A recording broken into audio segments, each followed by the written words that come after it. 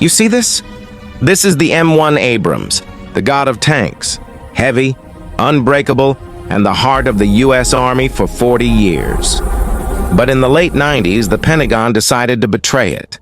They didn't want heavy anymore. They wanted ghosts. They poured $18 billion into a single vision: the Future Combat System, FCS. A perfect, invisible, interconnected army that could land anywhere on Earth in 96 hours. It was the future of war. The problem? The future never arrived.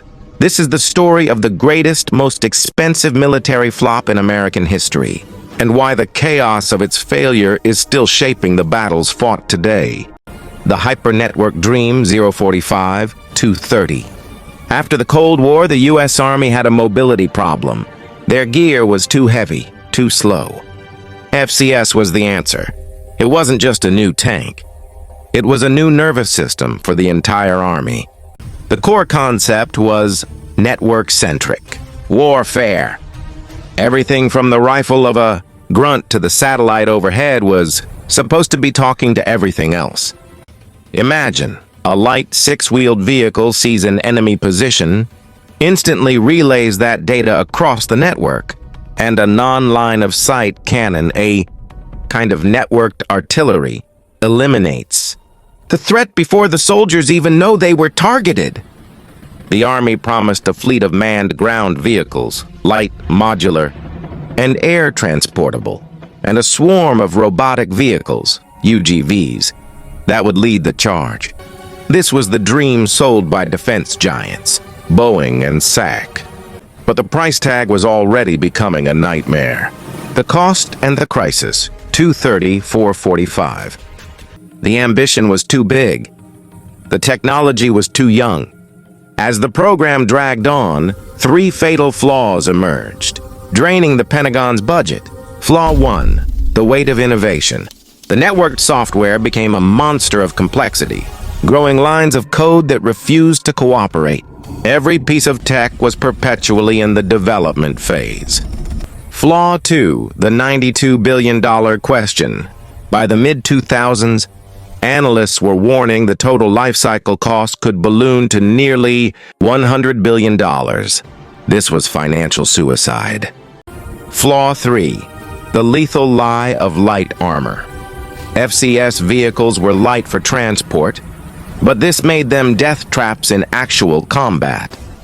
The wars in Iraq and Afghanistan proved that survivability, heavy, armor was non-negotiable. The very feature that made FCS unique made it irrelevant. The future was supposed to be light, but the reality demanded steel. The axe falls, 445-630. In 2009, Defense Secretary Robert Gates finally pulled the plug. The decision was brutal but necessary. He argued that the Army was preparing for the wrong kind of war. FCS was designed to fight a large, conventional Soviet-style army, a war that was over. The priority had shifted to counterinsurgency and counter-terrorism. Gates declared the main line of FCS vehicles dead. The official bill for the wreckage, $18.1 billion gone. Wiped clean off the books. Think about that number. That wasn't the cost of a war. That was the cost of a failed dream. And the tragic irony? For over a decade, the Army had frozen its real modernization, waiting for this ghost to arrive. Conclusion: the ghost's legacy, 630, end. So what was the lesson? The hardware died, but the idea survived. The core concept of FCS, that networked information is the most powerful weapon, is now the backbone of every new Army project, especially Project Convergence. The failure of the FCS was a blueprint for success. It taught the Pentagon, stop trying to build one single, ultra-complex revolutionary system.